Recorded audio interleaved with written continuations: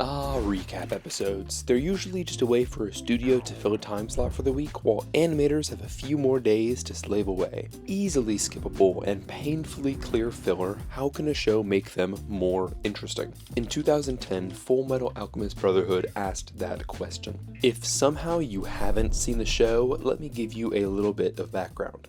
The show follows Edward and Alphonse Elric, who have lost parts of their body after a failed attempt to revive their mother. In those episodes, we learn that after the death of their mother, they were left with Pinako, an old drinking buddy of their father.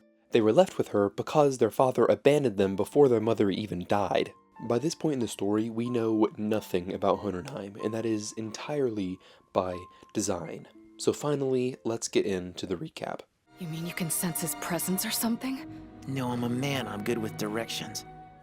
The episode starts with Hohenheim finding himself at a campfire gathering, where a younger Pinako begins to reflect on the current civil war with Ishval. This is the first thing the episode does correctly. It's not trying to follow a strict order of episode 1 to now. They start off chronologically.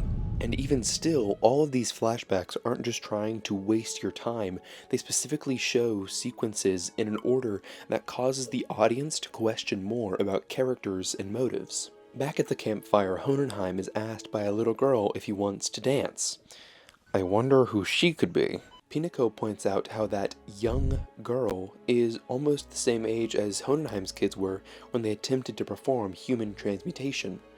She asks him why he didn't try to stop it. Wait a minute, if Pinako knows about the human transmutation, she should look significantly different, and by that point, Hohenheim had already abandoned this family, so how is he here? As we return to the flashbacks, we continue to follow concepts rather than a specific timeline. Ed and Al continue to pursue a philosopher's stone, revealing the dark truth behind it, while back at the camp, things begin to degrade.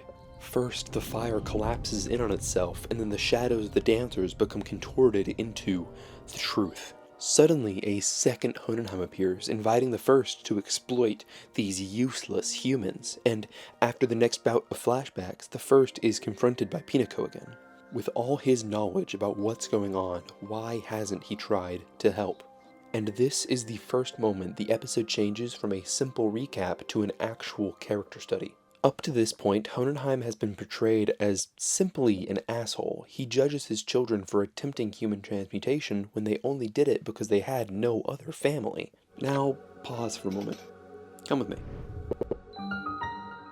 The two different speeches by Hohenheim have two slightly altered meanings, so considering there's no manga, this is my only source of information. In the English version, Hohenheim asserts that telling humans about the terrible shit going on just wouldn't help, because they're so weak that they have only ever ran away and rolled over. This guy is kind of falling more in line with the second Hohenheim from earlier. He has little to no faith in humans. But the Japanese version instead asks Pinako if telling the people would have changed anything. His speech is less condescending and more hopeless.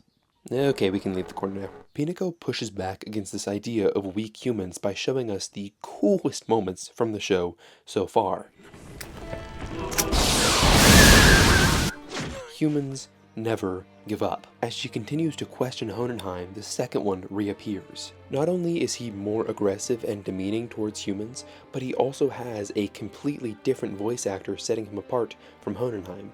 As this more aggressive Hohenheim interrogates Pinako, it's him. It is him. Again. Suddenly, our hopeless Hohenheim is back and alone, left only with the tormenting words from himself. Just as he gives up, that little girl returns, comforting him, telling him that human weakness is actually a strength because they can grow and change and get stronger. And, whoa, that would-be minor is actually his wife, and he actually does care about his sons, and all of it was a dream induced by alcohol. The best kind of dream, mind you. The sexual method that's used in the Ishvalan region. They mainly double team. Nope, that's close. But it's called dual cropping. In all honesty, what is the point of this episode?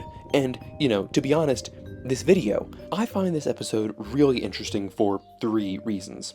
Number 1, they didn't have to do this. They totally could have just gotten an actor in a booth to say a few recap lines and then have the episode not matter in the slightest.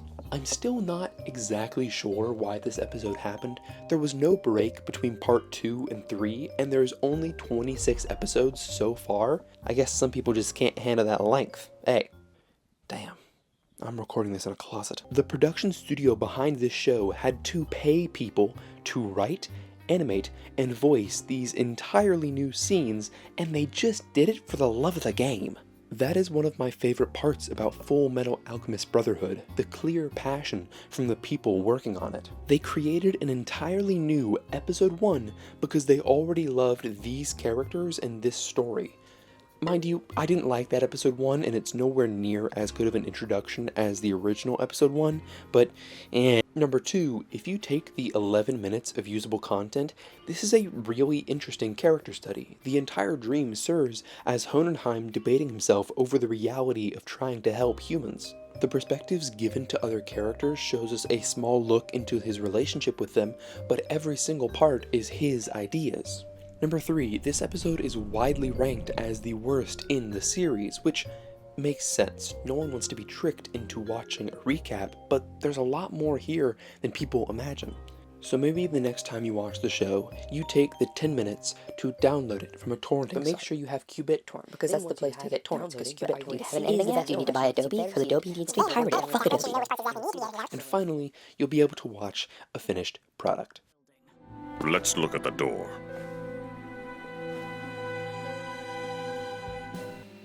Thank you very much for watching this shorter video. I'm quite literally recording this in a closet for the 5 of us watching.